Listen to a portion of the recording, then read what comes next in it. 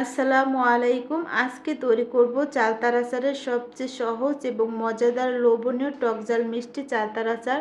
এই আচারটা এভাবে তৈরি করে সংরক্ষণ করতে পারবেন 1 বছরেরও বেশি সময়। চলুন তাহলে কথা না বলে চলে যাই আচার তৈরি করতে।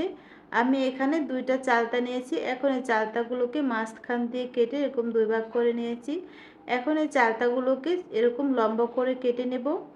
আমি বটির সাহায্যে চালতাগুলো কেটে নিয়েছি। ছুরি দিয়ে কাটা যায় না, এভাবে কাটতে অনেক কষ্টকর। এখন এই চালতাগুলোকে সিদ্ধ করে নেব। এর জন্য একটা প্যানে চালতাগুলো দিয়ে তারপর কিছুটা পানি, লবণ আর হলুদের গুঁড়া দিয়ে চালতাগুলোকে সিদ্ধ করে নেব। একটা ঢাকনা দিয়ে ঢেকে 10 মিনিট জাল করলেই দেখবেন চালতাগুলো অনেকটা সিদ্ধ হয়ে গেছে। এখন এই চালতাগুলো থেকে পানিটা ঝরিয়ে নেব।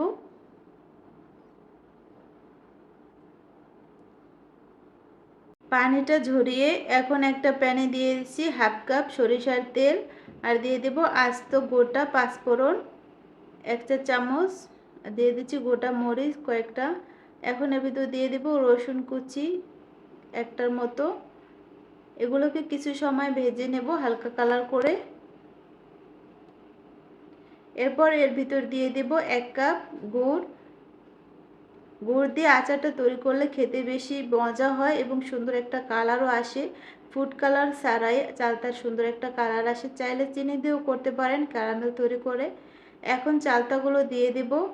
চালতাগুলো দিয়ে কিছু সময় এর সাথে ভালোভাবে নেড়েচেড়ে নেব। কিছু সময় জাল করলে দেখবেন চালতা থেকে অনেকটা পানি বের হয়ে আসতে শুরু করবে।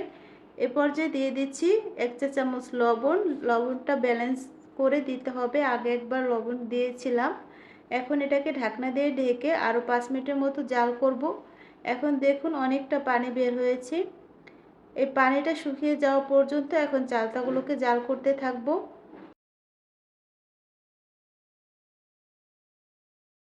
কিছু সময় জাল করে নেওয়ার পরে যখন পানিটা শুকিয়ে আসবে তখন এর ভিতর দিয়ে দেব আগে থেকে ভেজে রাখা পাঁচফোড়ন আর ভাজা মরিচের গুঁড়া 2 চা চামচ। এগুলো দিয়ে আরও কিছু সময় 2 থেকে 3 মিনিটের মতো জাল করে নেব। সুন্দর একটা কালার চলে আসবে দেখবেন এরকম জাল করতে করতে। আচারটা আমার প্রায় রেডি হয়ে গেছে। আচারটা আরও কিছু সময় জাল করার পর এরকম কালার চলে আসছে, সেটা দেখানো হয়নি, স্কিপ হয়ে গেছে ভিডিওতে, এজন্য আমি দুঃখিত।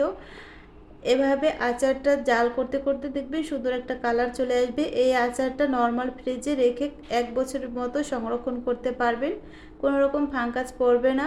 চালতার সিজন থাকতে ঝটপট এই আচারটা তৈরি করে রাখুন, না হলে মিস করে যাবেন। এই আচারটা খেতে ভীষণ মজার। ভিডিওটি ভালো লাগলে একটা লাইক দিন, চ্যানেলকে সাবস্ক্রাইব করে পাশে থাকবেন। দেখা হবে পরবর্তী কোনো নতুন রেসিপি নিয়ে। সে পর্যন্ত সবাই ভালো থাকবেন। আল্লাহ হাফেজ।